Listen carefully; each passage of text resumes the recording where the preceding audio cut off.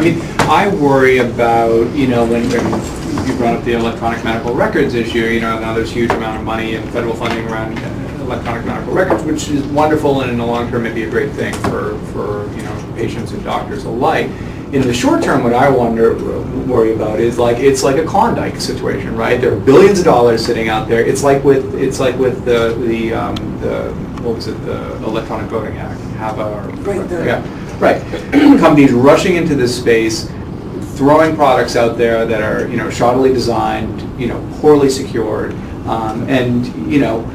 but there's money available, there's money to purchase these things, and we find out after the fact that these things are a disaster, and in fact that they're worse than what we had before, even siloed and kind of walled off as it was. But I do worry about the in government creating incentives around things, but actually not those incentives not going hand in hand with thoughts about data security, about privacy, about quality, kind of application design and testing as a prerequisite. Well, and I tell you, I mean, again, that's a primary piece of our business is application penetration testing, and I can tell you every application that we touch we can break, and it's really scary.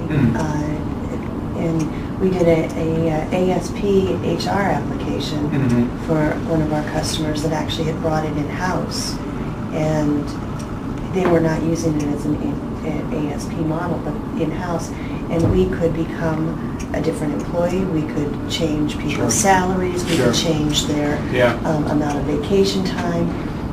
They pulled it just like that. Then we came back in and did a retest, worked with the developers, but it was still on the market as an ASP as we were doing this.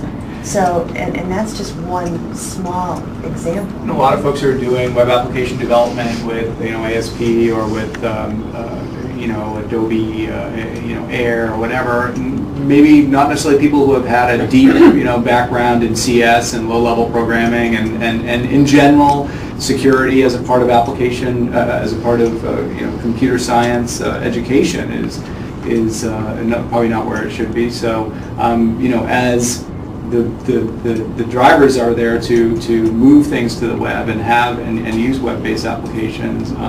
Where is the security piece? And what can companies do to kind of ensure that they're getting secure web apps? This thing is so early in its infancy stage. We'll have to address this now.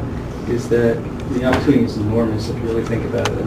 It's interesting that you say this is such in its infancy, because it seems as though, especially for the folks around this table, that we've been talking about it forever, because it's something that we all deal with on a daily basis, and it just seems, and it seems to me from a lawyer's perspective and a risk management perspective, that it's like, why has it taken so long for people to start to really be concerned about this? But because I don't think we were seeing the breaches 10 years ago like we're seeing no, because the California law wasn't in effect.